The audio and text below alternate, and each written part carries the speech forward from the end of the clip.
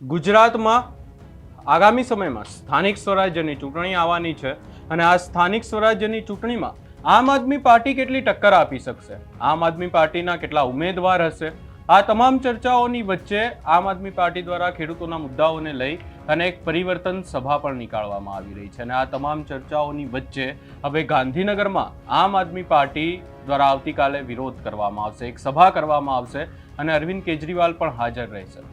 શું છે સમગ્ર મામલો એની વિગતે ચર્ચા કરીશું. નમસ્કાર, હું છું ઉજ્જવલ અને આપ જોઈ રહ્યા છો નિર્ભય ન્યૂઝ.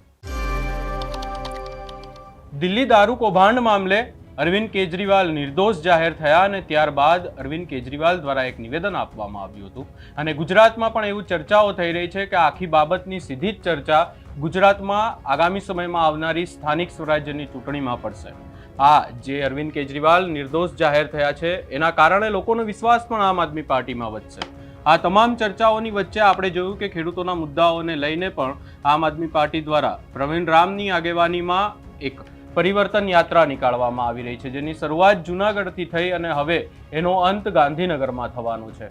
ગાંધીનગરમાં આ આખી બાબતને લઈ અને એક મોટી સભા પણ યોજાવાની છે અને હવે આ સમગ્ર બાબતને લઈ અને ગોપાલ ઇટાલિયા દ્વારા શું કહેવામાં આવ્યું છે સૌપ્રથમ એ પણ સાંભળી લઈએ.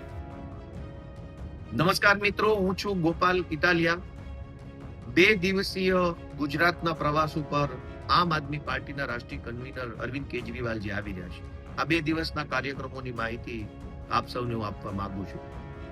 છેલ્લા 10 કરતા પણ વધુ દિવસોથી માનનીય શ્રી ઈશુદાનભાઈ ગઢવી અને માનનીય અમારા યુવા ખેડૂત આગેવાન પ્રવીણભાઈ રામના નેતૃત્વમાં પરિવર્તન લાવો ખેડૂત બચાવો યાત્રા ચાલી રહી છે.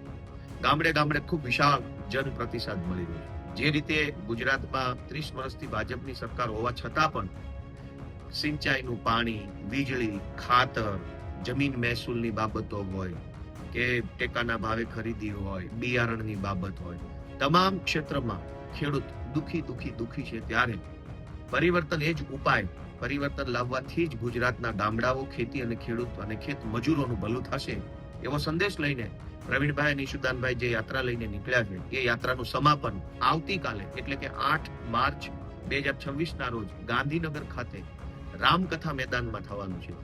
રામકથા મેદાન ગાંધીનગરમાં બપોરે 3 વાગ્યે માનનીય અરવિંદ કેજરીવાલજી ઉપસ્થિત રહી અને ગુજરાતના ગામડા, ખેતી, ખેડૂત અને ખેત મજૂરો વિશે આગળનું જે કાંઈ એમનું માર્ગદર્શન અને આમ આદમી પાર્ટીનો સંઘર્ષ જે છે એને રજૂ કરવાના છે.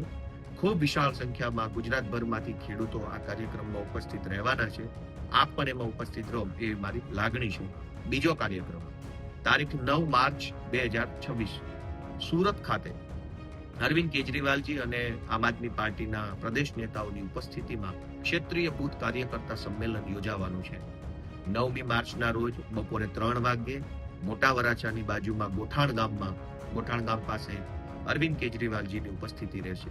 આમ આદમી પાર્ટી છેલ્લા લાંબા સમયથી સંગઠનનું જે કામ કરી રહી છે, ડોર ટુ ડોર પ્રચાર, નાની જનસભાઓ, મહોલ્લા સભાઓ, વ્યક્તિગત મીટિંગો, સોશિયલ મીડિયા કેમ્પેન, આ બધા જ કાર્યક્રમો કરીને આમ આદમી પાર્ટીએ એક સંગઠનની વિશાળ તાકાત ઊભી કરી છે, નેટવર્ક ઊભું કર્યું છે. ગામ, ઘર સુધી, વ્યક્તિ સુધી નેટવર્ક ઊભું કર્યું છે અને આ નેટવર્કના માધ્યમથી બૂથ લેવલના કાર્યકર્તાનું પાર્ટીએ નિર્માણ કર્યું છે. ત્યારે 20 થી 25 હજાર જેટલા બૂથ કાર્યકર્તાઓનું એક સંમેલન સુરતમાં યોજાવા જઈ રહ્યું છે. સમગ્ર દક્ષિણ ગુજરાતમાંથી ખૂબ વિશાળ સંખ્યામાં કાર્યકર્તાઓ ઉપસ્થિત રહેવાના છે. આપ પણ એમાં ઉપસ્થિત રહો એવી લાગણી સાથે ફરી એકવાર 8મી માર્ચે ગાંધીનગર ખાતે, 9મી માર્ચના રોજ સુરત ખાતે અરવિંદ કેજરીવાલજીની ઉપસ્થિતિમાં આમ આદમી પાર્ટી દ્વારા આયોજિત કાર્યક્રમોમાં આપ સૌ ઉપસ્થિત રહો એવી મારી હાર્દિક વિનંતી છે. ખૂબ ખૂબ આભાર.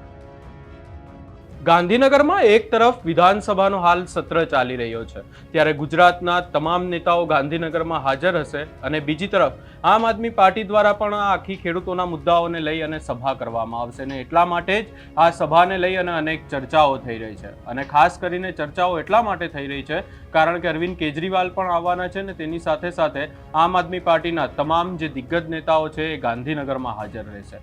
ખેડૂતોના મુદ્દાઓની જો વાત કરવામાં આવે તો પ્રવીણ રામ હાલ આમ આદમી પાર્ટીના ખેડૂત નેતા તરીકે પરિવર્તન યાત્રા કરી રહ્યા છે.